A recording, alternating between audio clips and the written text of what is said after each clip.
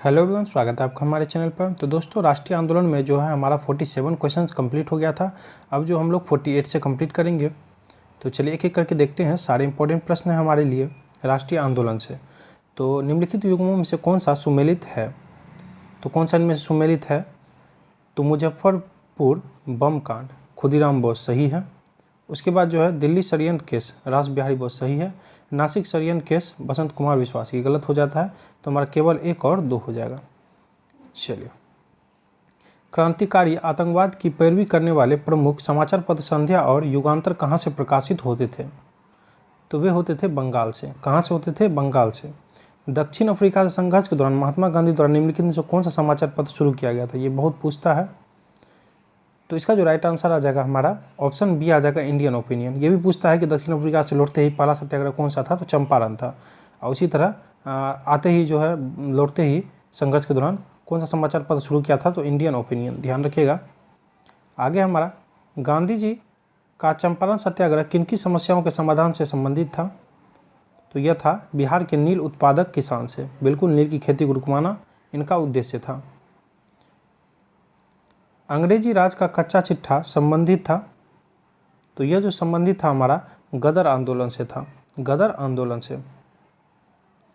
Phoenix form की स्थापना निम्नलिखित में से किसके द्वारा की गई थी? तो यह की गई थी महात्मा गांधी के द्वारा। ध्यान रखिएगा, महात्मा गांधी के द्वारा। चलिए 54 है हमारा कि निम्नलिखित घटनाओं पर विचार कीजिए। तो उपयुक्त घटना का सही कालानुक्रम निम्नलिखित में से कौन सा है?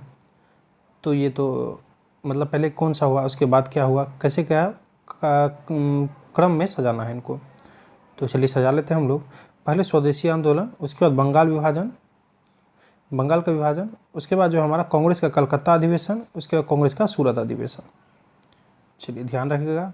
13 अप्रैल 1919 को अमृतसर के जालियांवाला बाग में किस कारण से भीड़ एकत्रित हुई थी?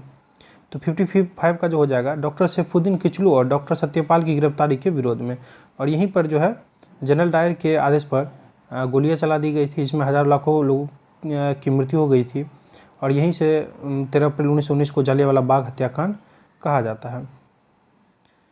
चलिए, और इसी के बाद जो है रविन्द्रनाथ टैगोर ने भी नाइटहुड की उपाधि जो है त्याग दी थी। वो बहुत प्रश्न में आता है, ध्यान रखिएगा। निम्नलिखित में से किसने कांग्रेस में समाजवादी दृष्टिकोण का प्रतिनिधित्व किया था? तो राइट आंसर आ जाएगा हमारा ऑप्शन बी, नरेंद्र देव। ऑप्शन बी, नरेंद्र देव। सूची को 2 से मिलान करना है, व्यक्ति और राजनीतिक दल। चलिए देखते हैं हम लोग। चलिए मिलान कर लेते हैं हम लोग। आपको बी आर अम्बेडकर, तो इंडियन लेबर पार्टी का बिल्कुल 4 आ जाएगा।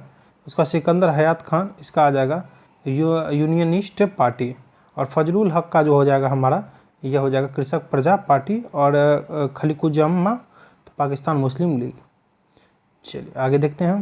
58 है हमारा, नेहरू रिपोर्ट तैयार करने वाली कमेटी के सदस्यों में शामिल थे। तो कौन कौन इनमें से शामिल थे वो देखेंगे। तो इनमें जो शामिल थे वो थे तेज बहादुर सप्रू, सुभाष चंद्र बोस और अली इमाम। चलिए, निम्नलिखित में से किसने भारतीय होम रूल लीग का शुभारंभ किया था? होम रूल लीग का बहुत पूछता है प्रश्न में। तो बाल गंगाधर तिलक। ऑप्शन सी हो जाएगा, बाल गंगाधर तिलक। सुभाष चंद्र बोस ने निम्नलिखित में से किस देश में आज़ाद हिंद रेडियो शुरू किया था? तो यह शुरू किया था जर्मनी में। ऑप्शन सी हो जाएगा, जर्मनी। भारतीय स्वतंत्रता संग्राम के दौरान गोलमेज सम्मेलनों के रूप में जाने जाने वाली बैठकों की श्रृंखला मुख्यतः किस चर्चा के लिए आयोजित की गई थी?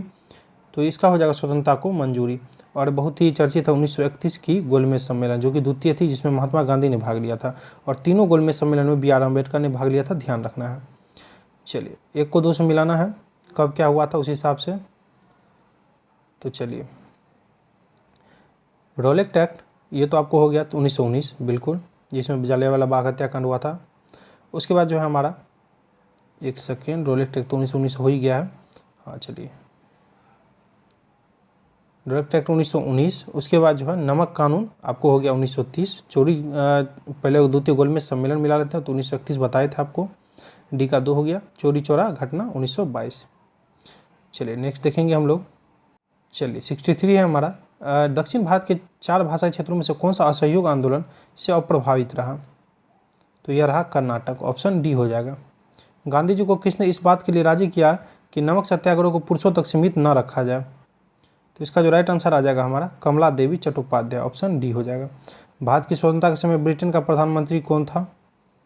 तो ब्रिटेन का प्रधानमंत्री कौन था? ऑप्शन ए हो जाएगा क्लीमेंट एटली। क्लीमेंट एटली। निम्नलिखित में से कौन सा हमारे राष्ट्र ध्वज के डिजाइन से संबंधित है? तो राइट आंसर आ जाएगा पिंगली वेंकैया। पिंगली वेंकैया। चोरी चोरा की घटना किसके स्थगन से संबंधित है? तो किसके स्थगन से? तो राइट आंसर आ जाएगा असहयोग आंदोलन, ऑप्शन सी। निम्नलिखित में से किसको भारत का लौह पुरुष कहा जाता है? बहुत बार पढ़े होंगे आप लोग, बहुत आसान है, वल्लभ भाई, सरदार वल्लभ भाई पटेल। दांडी मार्च किससे संबंधित है? तो दांडी मार्च जो है संबंधित है सविनय अवज्ञा आंदोलन से, सविनय अवज्ञा आंदोलन। हिंदू महासभा की स्थापना किस वर्ष की गई थी? 1 लाख बार पूछा गया प्रश्न है, इसको रट लीजिए। महासभा की स्थापना किस वर्ष की गई थी? तो 70 का राइट आंसर आ जाएगा हमारा 1915 में, 1915। पाकिस्तान शब्द का प्रयोग सर्वप्रथम किसने किया था? Star mark. इसका जो राइट आंसर आ जाएगा हमारा चौधरी रहमत अली, चौधरी रहमत अली ने। 72 है हमारा। 1930 में किसने इंडियन रिपब्लिक आर्मी के नाम पर स्वाधीनता की घोषणा की थी? राइट आंसर आ जाएगा सुरेश सेन ने। किसने की थी? तो सुरेश सेन ने, ऑप्शन सी राइट हो जाएगा।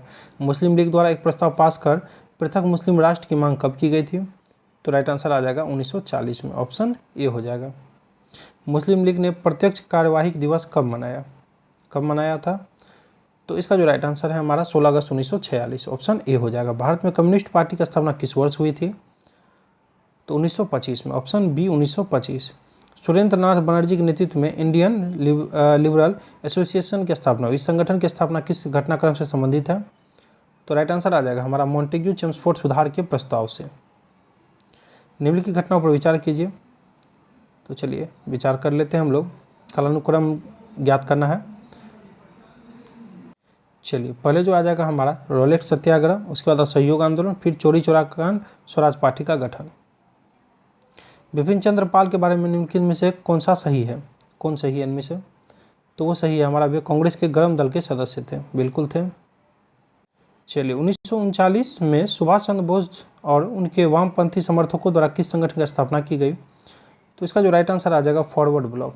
फॉरवर्ड ब्लॉक, ये बहुत प्रश्न पूछता है, दरोगा में तो खास करके पूछता है। इसका डेट याद रख लीजिए 1939 में सुभाष चंद्र बोस द्वारा ही फॉरवर्ड ब्लॉक की स्थापना की थी। बहुत तरह से प्रश्न पूछ देता है, फॉरवर्ड ब्लॉक की स्थापना किसके द्वारा की गई थी? तो सुभाष चंद्र बोस के द्वारा।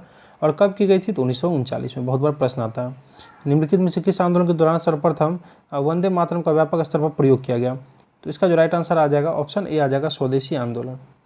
ये तो इस बार के दरोगा में पूछा भी है कि फॉरवर्ड ब्लॉक की स्थापना कब हुई थी, ऐसे पूछा था, किस वर्ष हुई थी? तो 1939 में। चलिए 81 होगा हमारा। विभाजन विरोधी आंदोलन, स्वदेशी आंदोलन के दौरान किसने राजनीतिक स्वतंत्रता किसी राष्ट्र की प्राण वायु है का नारा दिया? तो राइट आंसर है हमारा अरविंद घोष, ऑप्शन सी हो जाएगा। निम्नलिखित में से किसने अपनी रचनाओं में विभाजन के बारे में नहीं लिखा है? तो हो जाएगा बंकिम चंद्र चट्टोपाध्याय, बंकिम चंद्र चट्टोपाध्याय। निम्नलिखित में से कौन हिंदुस्तान सोशलिस्ट रिपब्लिकन एसोसिएशन से संबंधित है? तो भगत सिंह। कौन है? Option C Bhagat Singh. भारत छोड़ो आंदोलन की एक मुख्य विशेषता निम्नलिखित में से कौन सी है? तो इनमें से तो भारत के विभिन्न भागों में यह समानांतर सरकार के उदाहरण के रूप में चिन्हित था, यह सही है। कैबिनेट मिशन प्लान से भारत के लिए निम्नलिखित में से किस पर विचार किया? कह रहा है कैबिनेट मिशन प्लान ने भारत के लिए जो है निम्नलिखित में से किस पर विचार किया? तो यह किया महासंघ पर, ऑप्शन ए महासंघ पर। चलिए वीडियो में इतना ही समाप्त हो जाता है हमारा राष्ट्रीय आंदोलन से पार्ट 2 भी। वीडियो अच्छा लगे तो कम से कम आप इतना सपोर्ट कीजिए कि दोस्तों के साथ शेयर कीजिए, ग्रुपों में जाके शेयर कीजिए, जिससे मुझे सपोर्ट मिल सके। चलिए बाकी आपके प्यार के लिए thank you, wish you all the best.